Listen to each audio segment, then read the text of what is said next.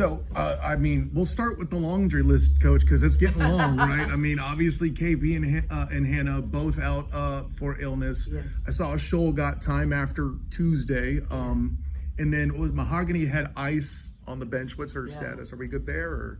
So I think she pulled her groin. And so she was battling it in shoot around today. And then there was a point where I was told she couldn't play anymore. Okay. For the rest of this game. So we're hoping she can, get it fixed, be ready to go. And then, of course, Kiala obviously went down late in the game. Do we know anything about her status? Right now, we don't know the conclusion of it. But we're hoping, with the holiday seasons coming up, she has a little time to rest and come back. I hope. I haven't heard the latest status before coming to media. Okay, and so you know my formula by now. I was going to ask about the break probably closer to the end anyway, but seeing this laundry list, how big is 11 days break? I know we normally say how bad long breaks are, but if you need one, this is the time, you'd have to say. Absolutely, so we can get everybody healthy, right, and get them back in the flow. I mean, we had 3 starters out today. Really, Sharon came off the bench, gave us what she could, picked up foul trouble early. But anyway, we're hoping to get everybody healthy and get it going. We're hoping during the holidays they can get some rest, and we'll be practicing on the 26th, ready to go.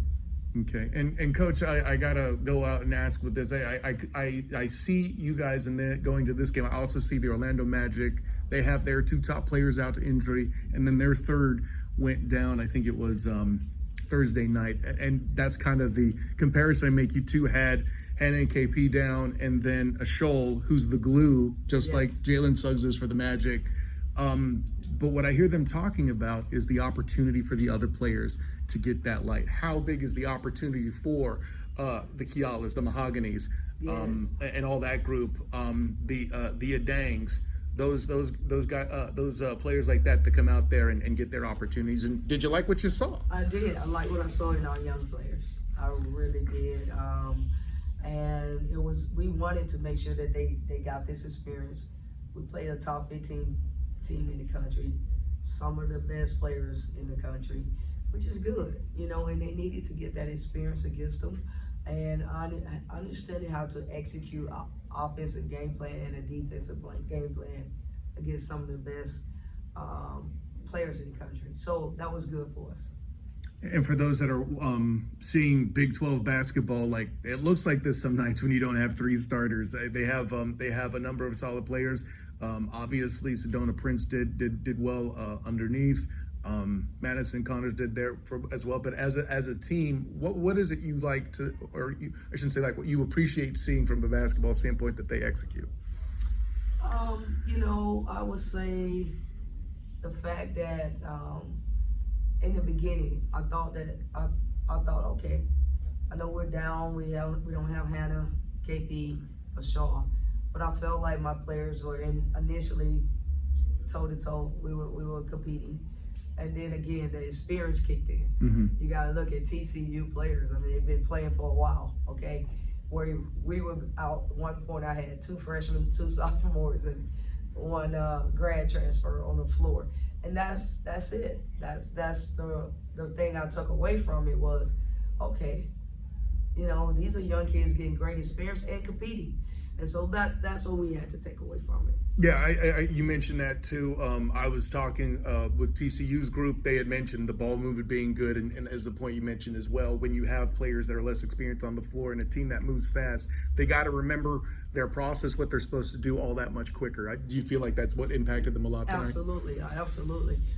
We're trying to remember that, and our players don't have that experience. So Mahogany gets our first start. Okay, those kids don't have the experience. Our players don't yet that a TCU have. But hey, experience is the best teacher, and that's why we put them out there. We threw them in the fire and see what they could do.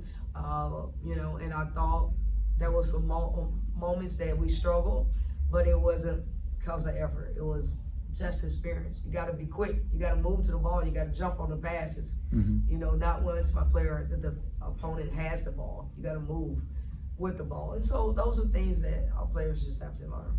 And then the last one for me, Coach. For you going up, you got a break. You got a good break coming up until the next game. What is it you kind of tell the group to make sure they don't get too demoralized? Because like it's a tough situation. Some things haven't gone your way off the court as well that are keeping players off the court. What is it you're telling the team to keep their spirit up? Number one thing is we get a chance to get them. I mean, have our practices, and we don't have classes, so we can really break things down, you know. So we have to drill it into it. We'll be able to have defensive practices where we're just working on defense only. We'll be able to have offensive practices where we're able to, work on our angles and different things like that, and screening and coming off the screen and coming off attacking your opponents. So I would say that's the biggest thing is I'm telling my team, just rest, take care of yourself, okay? Call our trainer, make sure we're doing the things we need to do at home. And once we get back, we're able to focus, and you have the resources you need, and we'll be ready to go. Happy holidays, Coach. Happy holidays.